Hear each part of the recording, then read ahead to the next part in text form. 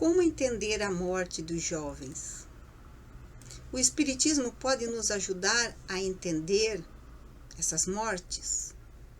Quando ocorre morte de crianças e jovens, a primeira coisa que nos vem à mente é por quê? Por que Deus permite isso? Eles têm tudo pela frente. Os mais velhos permanecem aqui, sendo que já viveram tanto. Será que Deus errou? Será que Deus não sabe o que está acontecendo? Será que isso é morte prematura? Fique comigo, vamos refletir sobre isso. Se ainda não é inscrito no canal, aproveite para se inscrever e deixe seu like. Eu sou mãe e avó, e eu acredito que não existe dor maior no mundo do que a morte de um filho. E só Deus tem o poder de aliviar essa dor. Mesmo tendo fé em Deus, ainda assim precisamos entender de forma racional por quê. Escritor José Saramago, ele tem uma frase muito significativa. Ele diz: filho é um ser que nos emprestam para um curso intensivo de como amar alguém além de nós mesmos, de como mudar os nossos piores defeitos para darmos os melhores exemplos e de aprendermos a ter coragem. Isso mesmo, ser pai ou mãe é o maior ato de coragem que alguém pode ter, porque é se expor a todo tipo de dor, principalmente da incerteza de estar agindo corretamente e do medo de perder algo tão amado. Perder? Como? Não é nosso, recordam-se? Foi apenas um empréstimo. Os nossos filhos não são nossos filhos, eles são empréstimos de Deus. Mas para nós poder entender isso é preciso ir um pouco além da matéria. Na verdade, tem que ir muito além da matéria. Nós costumamos dizer, de fato, quando um filho morre, perdi meu filho. Porque perda é o sentimento que temos.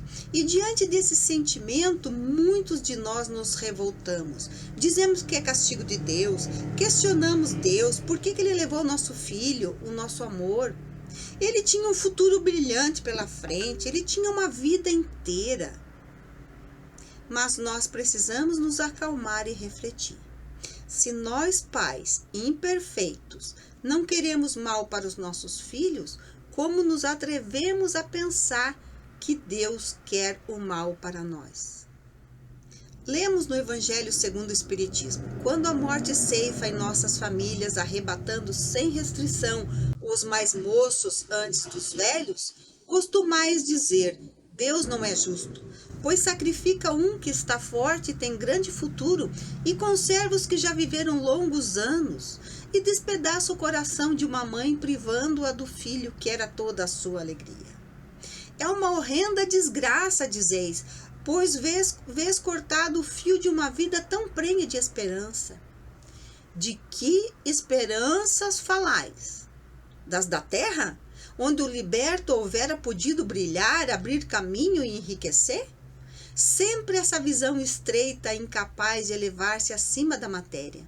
Sabeis qual teria sido a sorte dessa vida ao vosso parecer tão cheio de esperança? Quem vos disse que ela não seria saturada de amarguras? Supondes então que mais vale uma posição elevada entre os homens do que entre os espíritos bem-aventurados? Às vezes, nossos filhos, maridos, ainda jovens, estão despontando de forma brilhante na profissão. O mundo está se abrindo para eles e eles voltam para o mundo espiritual, deixando carreiras brilhantes, filhos pequenos. E nós temos, de fato, dificuldade de entender, porque nós só temos a visão deste mundo, esquecendo que nós não somos daqui, nós estamos aqui. Espírito André Luiz, no livro Evolução em Dois Mundos, ele pergunta: podemos considerar a desencarnação em plena infância e juventude como sendo uma punição das leis divinas? E a resposta foi que muitas vidas são frustradas não por simples punição da lei divina, mas porque própria lei divina funciona em nós. Não existe uma lei fora, é uma lei dentro. E é essa lei que movimenta a nossa vida. Deus não nos pune. Todos nós, ao reencarnarmos, ao nascermos nesse planeta, já viemos com a data agendada de retorno. E esse retorno não tem nada a ver com a idade do corpo, e sim com a necessidade daquilo que nós viemos fazer aqui. Apóstolo Paulo disse que o nosso corpo é o santuário do Espírito dado por Deus. E nesse santuário, nós julgamos a imperfeição do Espírito, que é um expurgar. Quando vamos reencarnar, alguns planos são traçados. Entre eles está o tempo que nós deveremos permanecer no planeta. Para isso, nós recebemos uma cota de fluido vital suficiente para vivermos o tempo combinado. E sabe, esse combinado, esses planos traçados lá no mundo espiritual, ele é feito, esse ajuste, essa conversa com os pais e os filhos. Então, inconscientemente, nós temos a informação de que, mais ou menos, de que idade, as proximidades da morte, seja dos nossos filhos, seja nosso, seja do nosso marido, esposa, enfim, nosso companheiro. Só que ao chegar aqui, naturalmente, essa informação fica abafada, né? Porque não é interessante que nós vivamos em função de quando vamos morrer. Então, essa informação ela fica abafada, mas nós, enquanto pais, nós, enquanto filhos, temos essa informação em nós. Só que a gente, esquece. Então, todos nós trazemos essas mazelas da alma que precisam de reajuste. Pode ser num corpo enfermiço, outras vezes a doença irá aparecer lá na adolescência, ou poderá também ser um acidente, como infelizmente nós vimos, agora tão recente aqui na nossa região, em Curitiba, um acidente pavoroso envolvendo jovens. E esse voltar cedo para casa, seja na infância, seja na juventude, representa um curso rápido de tratamento do espírito. Precisamos ter claro que todos nós temos uma história pregressa e que nós nascemos para fazer ajustes. Uma vez realizada a tarefa, nós voltamos para casa. Claro que falando assim é tudo muito fácil, é tudo muito bonito, mas na hora H a dor é imensa.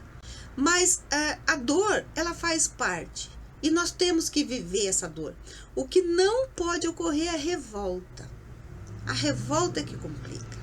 No livro Pensamento de Emmanuel, de Martins Peralva, nós lemos que a curta duração da vida de uma criança pode representar para o espírito o complemento de uma existência anteriormente interrompida antes do tempo.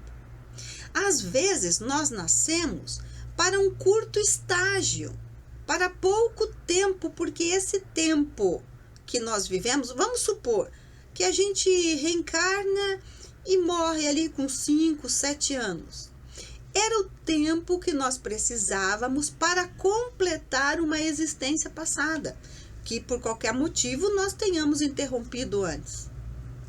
Às vezes, nós vivemos 17, 20 anos, era o tempo necessário para realizar um trabalho, para realizar uma tarefa, para complementar uma existência passada. Nunca há injustiça e sim misericórdia. A vida verdadeira, desculpe se eu estou me repetindo, mas a vida verdadeira não é a vida física, é a vida espiritual. E eu vou me repetir com certeza outras vezes, porque isso precisa ficar muito claro. Nós não somos daqui, nós estamos por um tempo aqui. E nós lemos lá no Evangelho segundo o Espiritismo que frequentemente a morte prematura, essa questão do prematuro é a nossa visão aqui, tá? Porque não existe morte prematura. O prematuro é no sentido de vermos um corpo infantil ou um corpo jovem.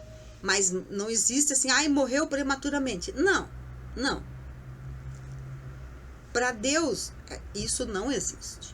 Mas aqui, frequentemente, nessa morte prematura, nessa morte com visão de prematuridade, é um grande benefício que Deus concede àquele que se vai e assim se preserva das misérias da vida ou das seduções que talvez lhe acarretassem a perda. Não é vítima da fatalidade aquele que morre na flor dos anos. É que Deus julga não convir que ele permaneça por mais tempo na terra. Deus é Pai de todos nós. Ele nos permite nascer no planeta e é a Ele que cabe levar o filho novamente para casa. Infelizmente, a nossa fé é ainda muito pequena e nós não conseguimos entender que os nossos filhos não são nossos filhos. Assim como nós somos filhos de Deus, os nossos filhos também são filhos dele. E se Deus os levou, é para que eles estejam juntos. Mãezinha, paizinho, eu sei a dor que você está sentindo, mas o seu filho está bem, com toda a certeza do mundo.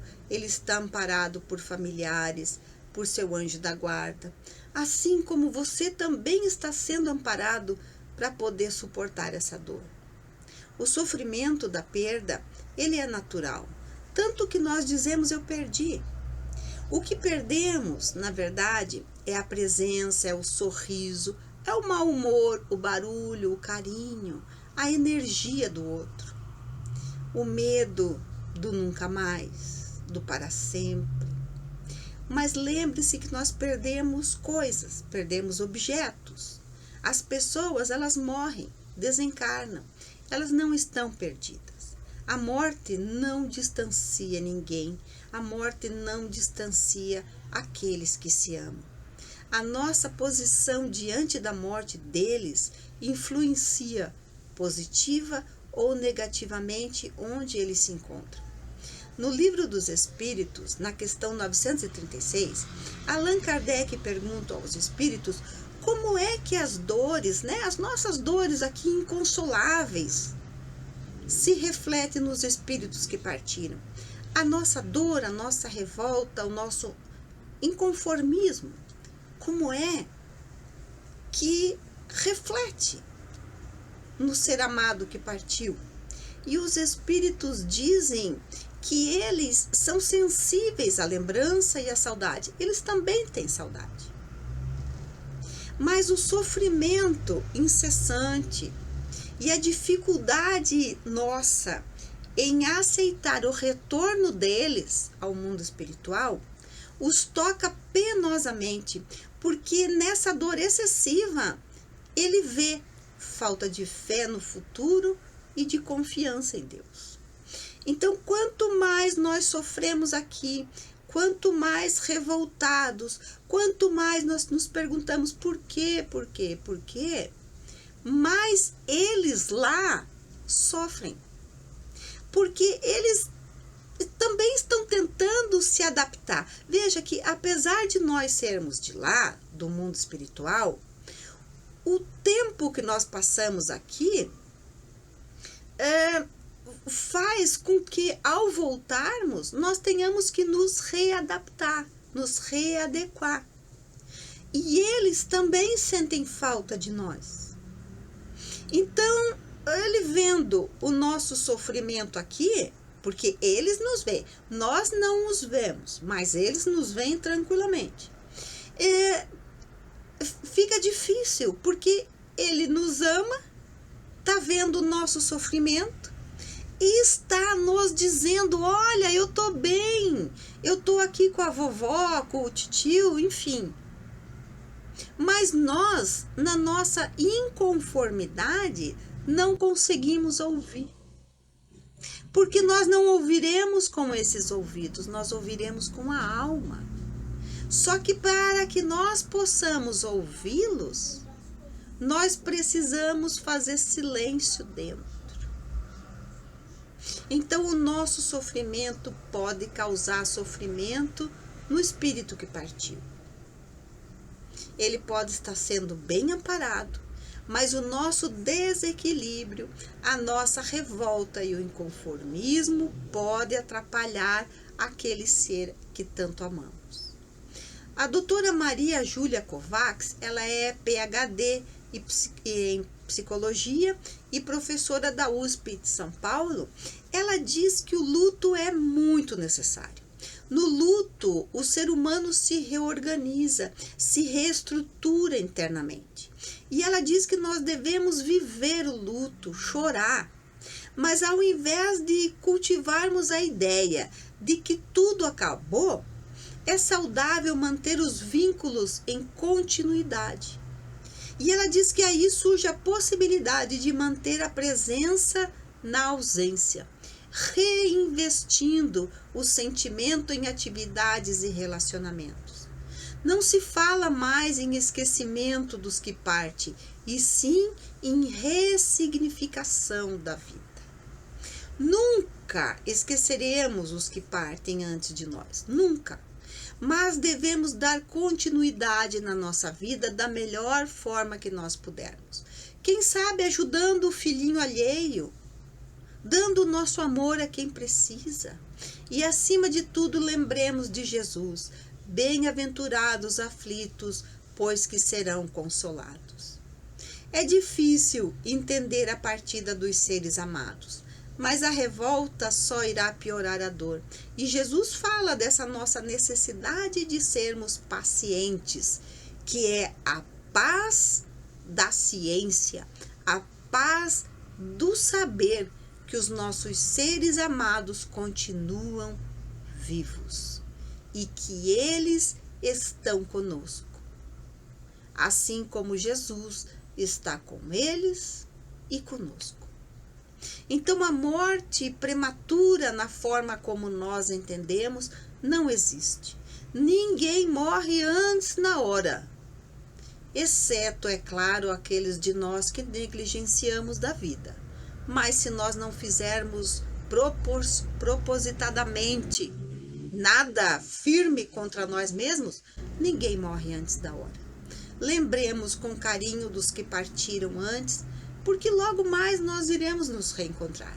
A minha mãe, ela já ia nos preparando e ela dizia assim: saudade sim, tristeza não.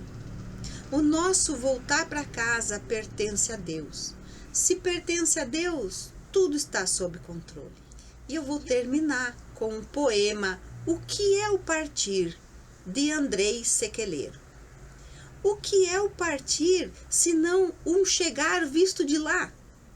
Como um novo existir, eu nascido do mais sábio que há. Pontes destes mares, ata-me lugares e leva-me daqui. E teu profetizares, teus mistérios ares, não passam de porvir. Nestas longas horas, canto, pranto, choras. Não sentes teu pulsar. Longas, longas horas passam, quando horas. Confia no Deus lar. O que é um adeus, senão como aprender a amar? A morte do hoje eu, vida a paz, que busco encontrar. Que o Senhor Jesus ampare os corações amados que partiram e os corações amados que aqui estão.